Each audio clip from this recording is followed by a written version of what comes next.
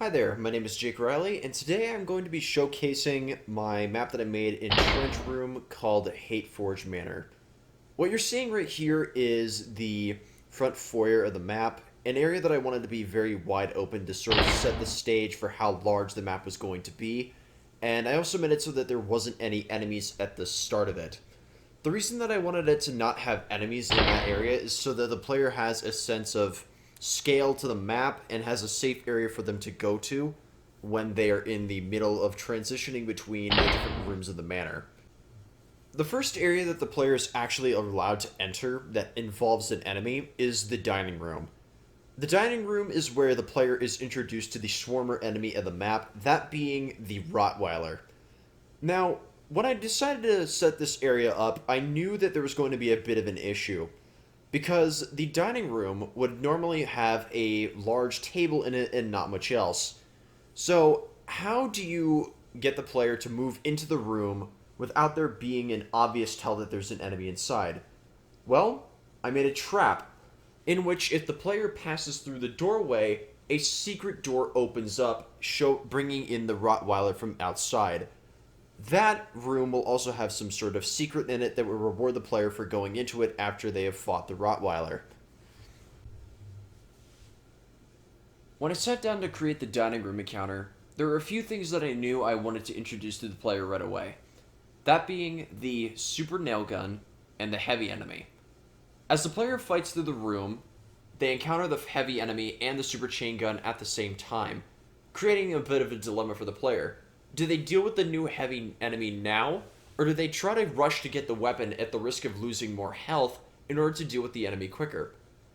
After they make that decision and either kill the enemy and get the weapon, they then move to the right side of the room and find that there's a silver key sitting there in the back. They walk up toward the key, and bam, trapdoor. That leads them into the section that I refer to as the grease trap. The grease trap would have 3 Rottweilers in it rushing toward the player at the same time. Hence the reason why the ceiling is so high in this area. Because the Rottweilers, as I discovered in my process of coming up with the metrics for the map, they can't exist in a room that is beyond a certain height limit. If the room is too small, then the Rottweilers are not able to attack the player because they can't jump. After the player defeats the Rottweilers and makes their way out of the grease trap, they can go and pick up the key as normal, since the platform that they fell through was actually a door. They pick up the key, and then they head up to the freezer and open it, revealing another key and some health items inside. They take that key and take it across the hall to the ballroom. The ballroom in and of itself is going to be an encounter where they will find the knights for the first time. The knights themselves are going to be a melee attack based enemy that will attack them in smaller numbers than the dogs, but they still can overwhelm them with the sheer amount of power that they have. The player fights through the knights and claims a golden key.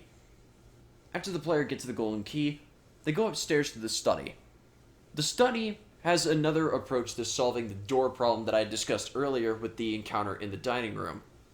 After the player opens the door and they see the golden key at the very end.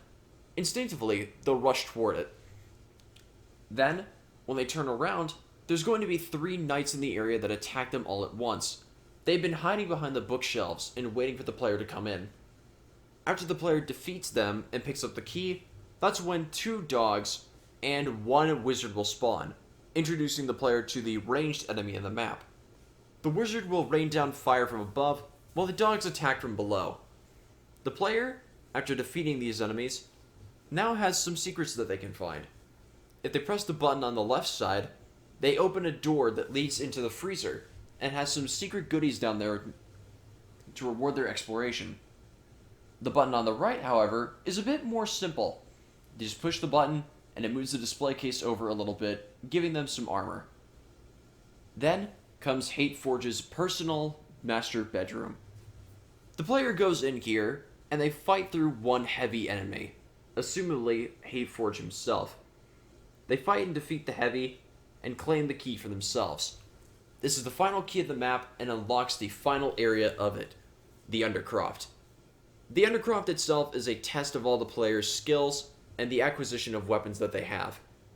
They fight through a bunch of different enemies, such as the Rottweilers, several wizards, 2 heavies, and the knights, before the teleporter finally opens, allowing them to leave this twisted place. This overall was a very interesting process. I started off with the floors, and wanted to make sure that I had the floors right before I moved onto the walls and the gates. However, that process wasn't the same for every room that I made. For example, since I had sketched out the study and the kitchens already, I figured that I would just start off with the floors, then move on to the walls, then I would move on to the gateways. But the thing is, the gates were something that I actually ended up starting halfway through the level, as opposed to creating the gates after the walls had already been finished.